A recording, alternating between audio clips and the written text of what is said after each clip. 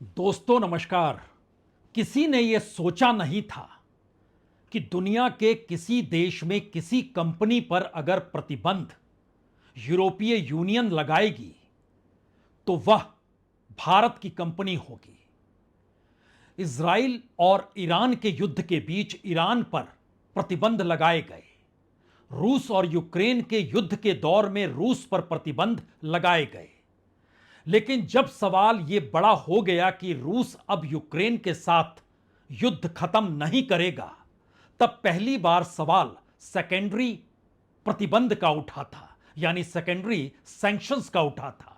जो देश भी उन देशों से कुछ भी व्यापार कर रहा है जिसके खिलाफ प्रतिबंध अमेरिका ने लगाया है, नाटो ने लगाया है और यूरोपीय यूनियन ने लगाया है, सीधे कहें तो अमेरिका और वेस्टर्न वर्ल्ड की कंट्रीज ने जिन देशों पर प्रतिबंध लगाया है, उन देशों से व्यापार करने वाली किसी भी कंपनी या किसी भी देश पर प्रतिबंध लग जाएगा और उसमें पहला नंबर भारत की कंपनी का होगा, वह भी एनर्जी से जुड़े हुए कंपनी पर प्रतिबंध लगेगा। यह सोचा कभी नहीं गया था। लेकिन यह प्रतिबंध का ऐलान 2 दिन पहले कर दिया गया। यह कंपनी नायरा कंपनी है, जो कि रूस से तेल खरीदती है, उसको रिफाइन करती है और उसके बाद वह यूरोप के बाजार में बेचती है। यही काम रिलायंस भी करती है। रिलायंस भी बड़ी तादाद में रूस से तेल खरीदती है, कच्चा तेल, उसकी रिफाइनिंग होती है और उसके बाद वह यूरोप के बाजार में बेचती है। तो क्या नायरा के बाद अगला नंबर रिलायंस का होगा? और सिर्फ ये 2 कंपनी तो बड़ी कंपनियां हैं और उसके बाद इस देश के भीतर की कई कंपनियों पर प्रतिबंध लगेगा, यानी भारत की इकोनॉमी डामाडोल होगी। आज ये सवाल से शुरुआत इसलिए जरूरी है क्योंकि पहली बार भारत ने अपने हितों को ध्यान में रखते हुए कम से कम अमेरिका से कहा है कि जो ट्रेड डील आप जिस तरीके से करना चाहते हैं वो हम अपने देश के हितों को दरकिनार करके नहीं कर सकते हैं। यानी अमेरिकी राष्ट्रपति ट्रंप ने भी यह नहीं सोचा होगा कि भारत के प्रधानमंत्री उन्हें ना भी कह सकते हैं। अमेरिका चाहता है कि दरअसल एग्रीकल्चर प्रोडक्ट और डेयरी प्रोजेक्ट और प्रोजेक्ट के साथ प्रोडक्ट भी भारत के बाजारों में आते चले जाएं, क्योंकि अमेरिका के भीतर डेयरी से जुड़े हुए जो लाखों किसान हैं और जो एग्रीकल्चर से जुड़े हुए किसान हैं, वो सही मायने में रिपब्लिकन्स के वोटर हैं या कहें ट्रंप के वोटर हैं। और उनसे वादा किया गया था कि हम जब सत्ता में आएंगे, यानी ट्रंप अमेरिका में जब सत्ता में आएंगे, तो अंतर्राष्ट्रीय तौर पर उनके बिजनेस का रास्ता वह खोलेंगे। भारत ने अपने देश के भीतर कभी भी एग्रीकल्चर को लेकर और डेयरी प्रोडक्ट्स को लेकर किसी भी देश को उस तरीके से आने की इजाजत नहीं दी जहां पर टैरिफ इतना कम हो कि भारत के भीतर डेयरी से जुड़े हुए लाखों किसान तबाह हो जाएं। और किसानों को अपने तौर पर जो फसल उगाते हैं, भारत की इकोनॉमी चाहे जनता के बीच कितनी भी डामाडोल हो, लेकिन एक सच तो है कि भारत का किसान इस देश का पेट भर देता है और प्रोडक्शन इतना देता है कि दुनिया के बाजार में भी भारतीय माल यानी एग्रीकल्चर का माल उत्पाद भी होता है और वो एक्सपोर्ट होते हुए चला जाता है। लेकिन अगर अमेरिका के साथ डेयरी और एग्रीकल्चर, उसके बाद एल्युमिनियम और ऑटोमोबाइल और उसके बाद जीएम प्रोडक्ट्स, इन सभी के लिए रास्ता खुल गया, तो फिर भारत के लेबर के सामने संकट होगा टेक्सटाइल और ऑटोमोबाइल को लेकर, किसानों के सामने संकट होगा डेयरी और एग्रीकल्चर को लेकर, और इन सब के बीच इंफ्रास्ट्रक्चर का संकट एल्युमिनियम के जरिए उभर ही रहा है। तो क्या अमेरिका ना सुनने की स्थिति में नहीं होता है? इसीलिए अक्सर यह कहा जाता है कि अमेरिका अपनी ताकत का इस्तेमाल दुनिया के कई देशों की मजबूत सत्ताओं को भी डिगा देता है, या वहां सत्ता परिवर्तन की दिशा में क्या वो बढ़ जाता है। और एक बड़ी भूमिका दुनिया के कई देशों में सीआईए की भी रही है। क्या ये वाकई इस दौर की परिस्थिति में भारत और अमेरिका के बीच टकराव की शुरुआत हो चुकी है? क्योंकि यूरोपीय यूनियन ने भारत की एक एनर्जी कंपनी पर प्रतिबंध लगाया नाटो चेतावनी दे चुका है भारत, चीन और ब्राजील को कि रशिया से युद्ध रुकवा दें, अन्यथा 100% टैरिफ वो लगवा देंगे, यानी नाटो कंट्रीज भी। अमेरिका इसी दिशा में काम कर रहा है और अमेरिकी कांग्रेस के भीतर यह बहस हो रही है। और इन सब परिस्थितियों के बीच भारत अब नए रास्तों को तलाश रहा है और उस नए रास्तों को तलाशने के दौर में इस वक्त चीन सबसे करीब है, सबसे निकट है। जिस तरह की परिस्थिति टकराव के साथ भारत और अमेरिका के बीच कम से कम ट्रेड डील को लेकर बनी है और यूरोपीय यूनियन के जरिए जो भारत के गुजरात में वाडीनगर रिफाइनरी जो नायरा एनर्जी लिमिटेड है, हालांकि ये इंडो रशियन मिली जुली प्रोडक्ट के तौर पर नायरा एनर्जी को माना जाता है, रूस की कंपनी और भारत की कंपनी दोनों के 49.13% शेयर्स हैं इसमें। लेकिन सवाल सबसे बड़ा यह है कि जो बात अब यूरोपीय यूनियन, नाटो और अमेरिकी कांग्रेस कह रही है उसके मतलब बहुत साफ है कि भारत की इकोनॉमी अमेरिका को लेकर परेशान भी कर रही है और भारत अंतर्राष्ट्रीय कूटनीति में चीन के करीब व्यापारिक रिश्तों के जरिए जो जा रहा है उसके जरिए अब वो दखल भी क्या देगी। इन सारे सवालों को आज समझने की जरूरत इसलिए है क्योंकि जब प्रतिबंध लगाया गया, जो नायरा एनर्जी कंपनी है उसमें कंपनी ने कुछ नहीं कहा और अगला टारगेट रिलायंस हो सकता है। कैसे होगा यह हम आपको बतलाएंगे और क्या इंडिकेशंस दिए गए हैं, लेकिन उससे पहले सिर्फ विदेश मंत्रालय ने एक पर्चा जारी किया।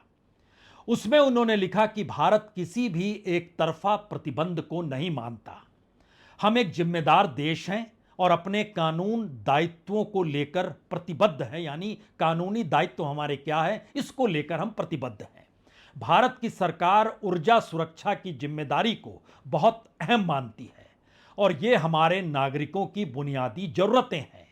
हम फिर इस बात को दोहराते हैं कि ऊर्जा व्यापार के मामले में दोहरा मापदंड नहीं अपनाया जाना चाहिए, क्योंकि जब प्रतिबंध का जिक्र था तो उसमें एनर्जी का जिक्र नहीं था और यह कहा गया और माना गया कि कम से कम एनर्जी को रोकने की कोशिश नहीं होगी।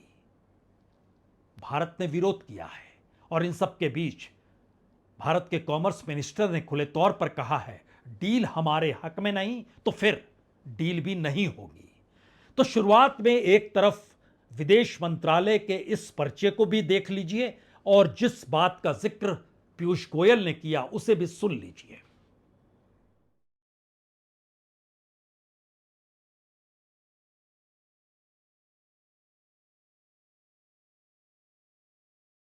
अच्छी ट्रेड डील मिलेगी तो भारत ट्रेड डील करेगा, अच्छी ट्रेड डील नहीं मिलेगी तो भारत कभी दबाव में ट्रेड डील नहीं करेगा। यह मैसेज बहुत क्लियर है। यह दोनों सवाल बहुत महत्वपूर्ण हैं। भारत अपने हितों को दरकिनार नहीं कर सकता है अमेरिका के साथ ट्रेड डील को लेकर, और अमेरिका शुरुआत में यूरोपीय यूनियन, उसके बाद नाटो और उसके बाद खुद अमेरिकी कांग्रेस के जरिए भारत पर प्रतिबंध दर प्रतिबंध लगाने से कतराएगा नहीं, यह भी एक मैसेज है।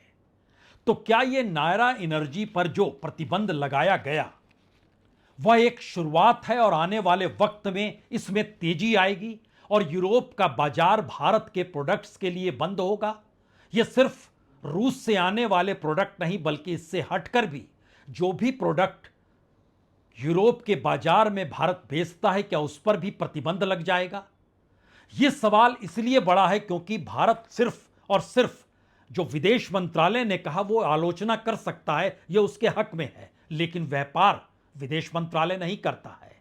यूरोप लगातार अपना बाजार बंद कर रहा है। स्टील के मामले में इससे पहले हो चुका है और अब यूरोप ऊर्जा निर्यात भी अगर लगातार प्रतिबंध करते हुए बंद करेगा तो यह एक अंतर्राष्ट्रीय मैसेज भारत के लिए भी और अंतर्राष्ट्रीय कूटनीति और संबंध शायद अमेरिका से टूटकर एक नई दिशा में जाकर खड़े होंगे, जिसके संकेत विदेश मंत्रालय यह कहकर अब देने लगा है वाकई एक RIC।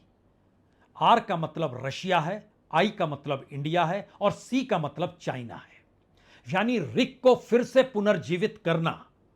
अपनी इकोनॉमी में स्थायित्व लाना, अपने क्षेत्र में सुरक्षा लाना और अंतर्राष्ट्रीय तौर पर व्यापार और सामरिक परिस्थितियों को बैलेंस करना, इसकी सहमति रूस, चीन और भारत में बन रही है। यह ब्रिक्स नहीं है, यह एससीओ भी नहीं है, यानी शंघाई कोऑपरेशन ऑर्गेनाइजेशन भी नहीं है। यह बिल्कुल हटकर रिक की एक स्थिति है जिसको पुनर्जीवित पहले काम कर रहा था, लेकिन भारत जो अमेरिका के करीब चला गया उसके बाद ये चीजें डामाडोल हो गई। एक नए सिरे से क्या ये बनेगा?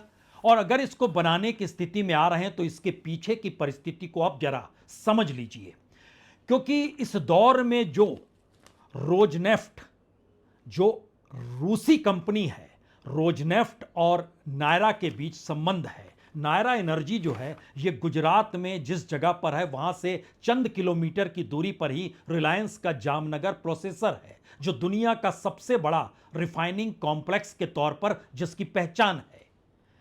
और जितना भी तेल रूस से भारत खरीदता है उसका लगभग 40% हिस्सा यही दो कंपनियों के पास चला जाता है। बाकी कंपनियां भी जाहिर है इसके बाद हिंदुस्तान पेट्रोलियम हो, इंडियन ऑयल हो, जो भारत सरकार के अधीन की भी कंपनियां हैं, रूस से तो वह भी तेल ले रही थी। यह अलग मसला है कि रिफाइनिंग के बाद यूरोप के बाजार में ऐसी बड़ी कंपनियां तेल भेज रही थी, अब उस पर रोक लगने की शुरुआत हो चुकी है और यह मानकर चला जा रहा है कि अगले 1 से 1.5 महीने के भीतर प्रतिबंधों की एक पूरी लिस्ट सामने आएगी अगर ट्रेड डील नहीं हो पाती है तो। और ट्रेड डील होगी नहीं क्योंकि भारत के प्रधानमंत्री की गद्दी डामाडोल हो जाएगी अगर इस देश के भीतर में डेयरी और एग्रीकल्चर प्रोडक्ट्स विदेशी तौर पर सामने आ गए और उन पर सस्ते भाव में भारत ने आजे की इजाजत दे दी तो। शायद इसीलिए यहां पर यह भी समझना होगा कि जो रूसी कंपनी है रोजनेफ्ट, वो अरामको के साथ और दूसरे कई खरीदारों के साथ बातचीत कर रही है। रोजनेफ्ट जो है वह इस दौर में चाहती थी कि नायरा एनर्जी से वो बाहर भी निकल जाए। सारी चीजें अटक गई। रिलायंस इस दौर में अरामको के साथ भी खड़ी है। 2017 में जो रूसी कंपनी थी उसके कई सहयोगियों ने नायरा को एसआर ग्रुप से लगभग 1,11,000 करोड़ यानी 12.9 बिलियन डॉलर में उसको खरीदा था।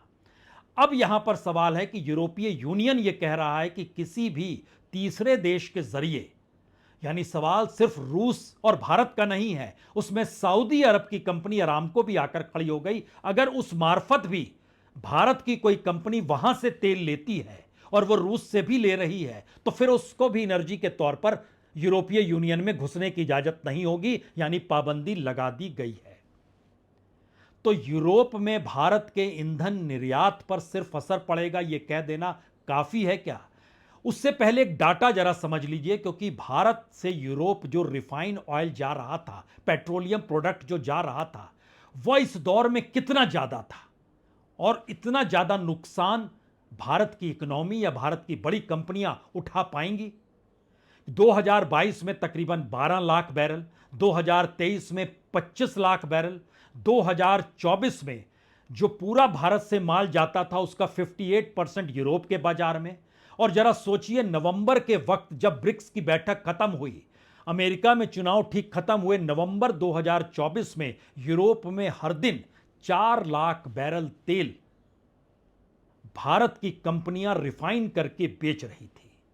और 2024-25 के फाइनेंशियल ईयर में पहले 10 महीने का डाटा जो जारी किया गया, यानी अप्रैल 2024 से लेकर जनवरी 2025 के बीच में, यह तकरीबन 18.4 बिलियन डॉलर का है, यानी 1,58,000 करोड़ का है। बीच बीच में ऐसे महीने आए जब भारत की तरफ से बहुत तेल यूरोप के बाजार में दिया गया। यहां पर सबसे बड़ा सवाल यह है कि इससे पहले ले रहे थे, अब क्या मुश्किल हो गई है और एनर्जी का क्षेत्र एक झटके में क्यों आ गया है? तो इसके लिए आपको G7 की बैठक के फैसलों को समझना होगा। G7 में पहली बार अमेरिकी राष्ट्रपति ने तमाम देशों से कहा, और खासतौर से नाटो कंट्रीज से भी, कि आपको अब नाटो कंट्री के बजट में हथियारों को लेकर जो आपका योगदान होता है, अपनी जीडीपी का एवरेज 2%, उसको आपको 5% करना होगा। सभी कंट्रियों ने विरोध किया, लेकिन बाद में एक सहमति बनी और मुहर लग गई कि अपनी जीडीपी का 5% सभी देंगे। अब यूरोपीय कंट्रीज के भीतर से यह सवाल था, एक तरफ आप यूक्रेन के लिए नाटो को मजबूत करते हुए हथियारों की खरीद फरोख्त और हथियारों की मदद यूक्रेन को दे रहे हैं, और दूसरी तरफ रूस के साथ जो व्यापार कर रहे हैं, और रूस उस पैसे के आसरे हथियार खरीदकर आप ही से लड़ रहा है। यह एक पहली रुकावट के तौर पर चीजें आई जिसमें यूरोपीय यूनियन ने यह फैसला किया कि अब उन देशों पर प्रतिबंध लगाना होगा। शुरुआत मैसेज से, और शुरुआत में पहली कंपनी भारत की ही। भारत जो पेट्रोलियम प्रोडक्ट वेस्टर्न कंट्रीज में देता है उसमें पहले नंबर पर नीदरलैंड है, फिर ब्रिटेन है, फिर जर्मनी है, इटली है, स्पेन है, फ्रांस है। यूरोपीय यूनियन से बाहर है यूनाइटेड किंगडम। अभी तक उसकी सहमति नहीं आई है, और प्रधानमंत्री मोदी की यात्रा 23 तारीख को यूके की है, जहां पर वो व्यापार संबंधों को करेंगे। अगला सवाल यह भी है, क्या यूरोपीय यूनियन के साथ अगर ब्रिटेन भी खड़ा हो गया तो फिर कम से कम एनर्जी के क्षेत्र में जो भारत की कंपनियां कमा रही थी, और अगर यूरोप का बाजार इसी तरीके से बंद होता चला गया तो फिर मुश्किल हालात भारत के सामने खड़े हो जाएंगे। और यह वो परिस्थिति है जिसको लेकर पहली बार भारत अब एक संकेत दे रहा है। यह संकेत खुले तौर पर इसी बात को लेकर है कि हम अपने राष्ट्रीय हितों को किसी भी हालत में दरकिनार नहीं करेंगे। और दूसरे संकेत है RIC, रशिया, इंडिया, चाइना, ये ट्रायंगल बन जाएगा। इसका जिक्र विदेश मंत्रालय कर रहा है और कॉमर्स मिनिस्टर नेशनल हितों का जिक्र कर रहे हैं, इसलिए दोनों को सुनिए। Consultative format is a mechanism where the three countries come and discuss global issues and regional issues of interest to them. As to when this particular RIC format meeting is going to be held, it is something that will be worked out among the three countries in a mutually convenient manner. Negotiation strategy hinges on national interest. At no point of time will the Modi government ever allow national interest to be compromised. That is a given. That is the pillar on which all negotiations, all discussions, all dialogue with any country in the world is taken forward. And you can rest assured that that doctrine will never ever be compromised. जो commerce minister ने कहा, जो विदेश मंत्रालय के प्रवक्ता ने कहा, इनकी बातों से एक बात तो साफ है कि अमेरिका के लिए यह खतरे की घंटी तो नहीं कहें, लेकिन टकराव की परिस्थिति में क्या अमेरिका भारत की अर्थव्यवस्था को डिगाने के लिए सक्रिय हो जाएगा?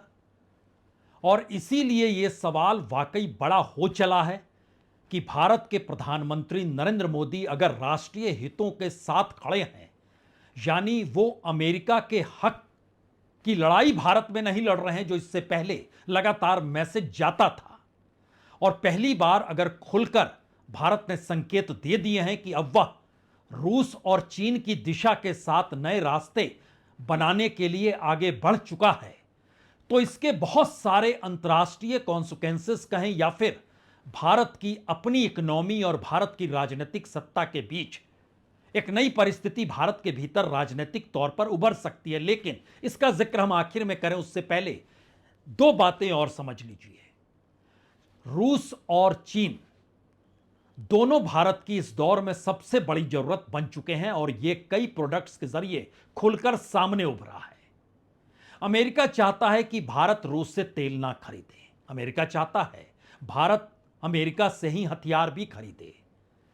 वो सिर्फ डील करना चाहता है, पैसों की डील, क्योंकि याद कीजिए तो अपाचे भी आज तक आया नहीं, जो हेलीकॉप्टर आ जाना चाहिए था। 2017 में भी एक डील हुई थी अमेरिका के साथ हथियारों को लेकर, लेकिन कोई हथियारों की डिलीवरी अभी तक हुई नहीं है। तो रशिया का साथ भारत कैसे छोड़ सकता है, खास तौर से एनर्जी के क्षेत्र में? अगर आप समझिए तो सिर्फ जून के महीने में रूसी कच्चा तेल जो समुद्र के रास्ते आता है, वो 80% तेल सिर्फ और सिर्फ भारत ही आया। यानी भारत और चीन दो ही देश हैं जो रूस से कच्चा तेल खरीद रहे हैं, और रूस से भारत लगभग औसतन 40 से 45% के बीच तेल रूस से लेता है, जो कि टोटल 85% भारत दुनिया के बाजार से खरीदता है। और जनवरी से लेकर जून तक इसी बरस, उसमें ध्यान दीजिए तो लगभग 23.5 करोड़ बैरल कच्चा तेल रूस से भारत आया है, और इसमें से रिलायंस और नायरा एनर्जी ने तकरीबन 10.5 करोड़ बैरल उनके हिस्से में गया है। तो बाकी 13 करोड़ बैरल दूसरी कंपनियों के हिस्से में गया होगा।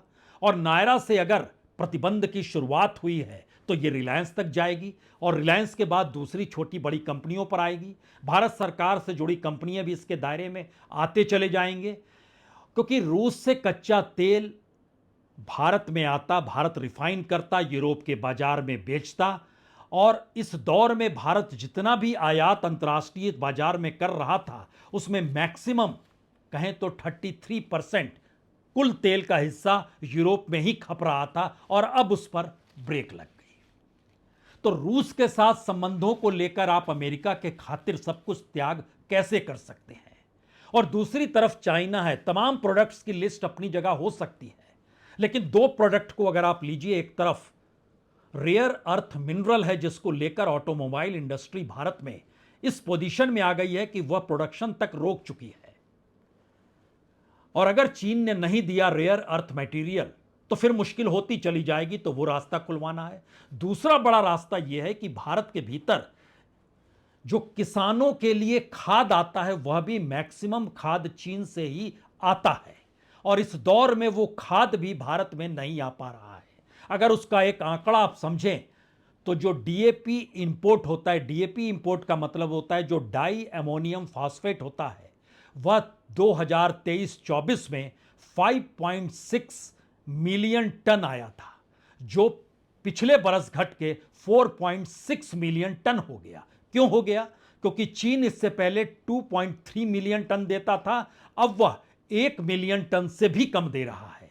और अगर आप यूरिया का जिक्र करें तो यूरिया का जो इंपोर्ट था 2023-24 में, वो तकरीबन 8 मिलियन टन था, जो आज की तारीख में घटकर लगभग 6.5 मिलियन टन हो गया। क्यों हो गया? क्योंकि चाइना 2.1 मिलियन टन जो 2023-24 में दे रहा था, इस वक्त पूरे तरीके से बैन है, कहें तो 0.1 मिलियन टन ही आ रहा है। और इसको लेकर इस देश के भीतर में आप मध्य प्रदेश चले जाइए, आप उत्तर प्रदेश चले जाइए, आप इस दौर में पंजाब और हरियाणा में चले जाइए, किसानों की लंबी लंबी कतारें सिर्फ खाद के लिए, क्योंकि यूरिया खाद भी नहीं है, चाइना से आ नहीं रहा है। तो भारत की बेसिक जरूरतें किस रूप में आहत होंगी अगर चाइना के साथ सारे व्यापारिक रिश्ते अमेरिका के कहने पे बंद कर दिए जाएं, और दूसरी तरफ रूस से जो कुछ लेते हैं वो सब कुछ छोड़कर अमेरिका के साथ लेने चले, तो इकोनॉमी तो ऐसे ही ढह जाएगी। तो भारत इसे कैसे छोड़ सकता है? हमें लगता है कुछ तस्वीरों को आप देखिए, ये 3-4 राज्य जहां पर खाद को लेकर हड़कंप मचा हुआ है, लोग हैरान परेशान हैं, और खास तौर से तब जब इस देश के भीतर किसानी भी ना रहे तो सब कुछ डूब जाएगा। स्थिति देख लीजिए खाद को लेने को लेकर। भैया गाड़ी झाड़ पकड़ ले, आप गाड़ी झाड़ पकड़े, आप गाड़ी में लगा।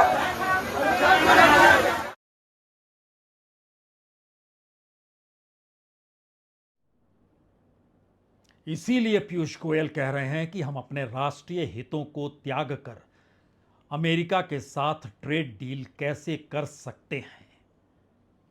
अगर भारत का किसान मुश्किल में आ गया तो किस प्रधानमंत्री की कुर्सी बचेगी? शायद यह संकेत प्रधानमंत्री के लिए भी है। और अंतर्राष्ट्रीय कूटनीति में इस वक्त साउथ ईस्ट एशिया के भीतर जो हलचल है, और उसमें अमेरिका नए दोस्त के तौर पर जो पाकिस्तान को सहला रहा है, भारत के लिए यह भी एक सबक है कि उसे अपने रास्ते खुद बनाने होंगे और नए तरीके से नए रास्तों पर चलना होगा। लेकिन इन सब को लेकर क्या अमेरिका खामोश रहेगा, या फिर जिसका जिक्र हमने शुरू में किया था, पहला बड़ा जिक्र प्रतिबंध को लेकर है, दूसरा बड़ा जिक्र उस प्रतिबंध के जरिए भारत की अर्थव्यवस्था को डिगाने का है, और तीसरी परिस्थिति आती है इनसे जुड़े हुए, क्या इस दौर में अब अमेरिका के सामने भी यह संदेश है कि वह जिन बातों को चाहते हैं वो भारत की राजनीतिक सत्ता अगर नहीं मानेगी तो इस सत्ता को ही डिगा डालो।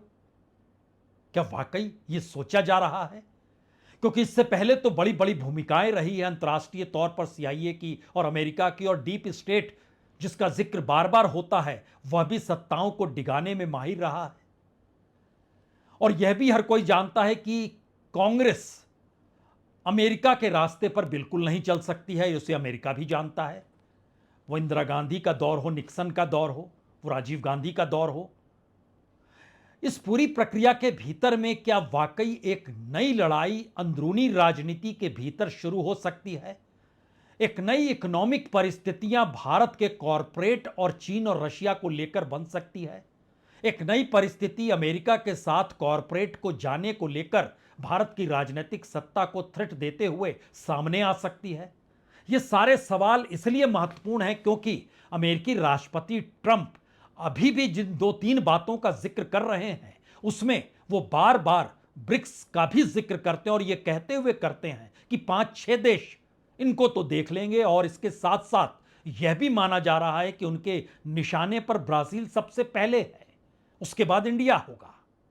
ब्राजील में लूला की सत्ता को डिगा सकते हैं क्या वो?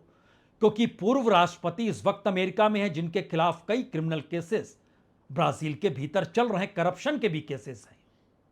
और अमेरिकी राष्ट्रपति ने कहा ब्राजील के राष्ट्रपति लूला से कि आप इसको वापस लीजिए तमाम केस को, जिससे इनकार कर दिया गया। उसके बाद 50% टैरिफ लगा दिया गया। दोनों के बीच तनातनी की स्थिति है। क्या ये परिस्थिति धीरे धीरे एक नए राजनयिक संबंधों के मद्देनजर इस ट्रेड डील को लेकर भारत और अमेरिका के बीच भी उभर सकती है? क्योंकि अभी भी ये अंदाज अमेरिकी राष्ट्रपति का बहुत कुछ कहता है। Currency is so important. You know, if we lost that, that would be like losing a world war. We can never let anyone play games with us. And that's why when I heard about this group from BRICS, 6 countries basically, I hit them very, very hard.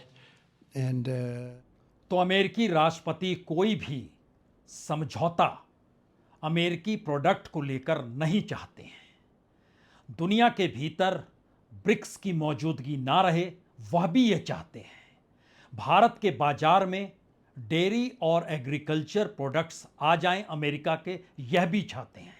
Bharat खुले तौर पर चाहता है कि 10% tariff जो हो labour intensive goods पर हो, 15% नॉन लेबर इंटेंसिव हो। डेयरी और जीएम प्रोडक्ट या फिर एग्रीकल्चर के प्रोडक्ट, इनकी एंट्री बिल्कुल नहीं होनी चाहिए। और इन सब के बीच यूरोपीय यूनियन का मैसेज है कि रूस से सस्ता तेल खरीदना बंद कर दीजिए, यूरोप के फायदेमंद डीजल मार्केट आपके लिए बंद हो जाएंगे। इन तमाम मैसेज के भी 3 ही बड़े सवाल हैं। पहला बड़ा सवाल यह है, क्या वाकई टकराव की यह परिस्थिति सीधे सीधे इस वक्त मोदी की सत्ता और ट्रंप की अपनी ट्रेड वार की कूटनीति के बीच आकर खड़ी हो चली है? दूसरी परिस्थिति है, क्या भारत इस दौर में रूस और चीन के साथ मिलकर एक नए अंतर्राष्ट्रीय बाजार व्यापार और ब्रिक्स के जरिए एक नई प्रोसेस को कम से कम पूरे एशिया के भीतर खड़ा करना चाहता है?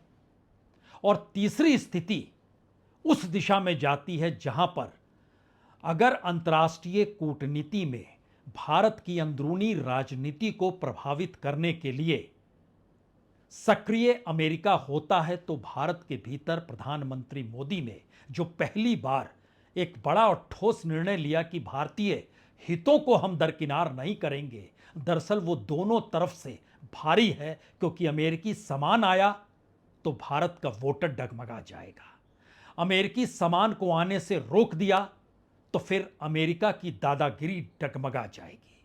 यह टकराव की एक नई परिस्थिति अंतर्राष्ट्रीय कूटनीति में और देश के भीतर बाजार और व्यापार को लेकर बनी है। अभी यह सिर्फ शुरुआत है।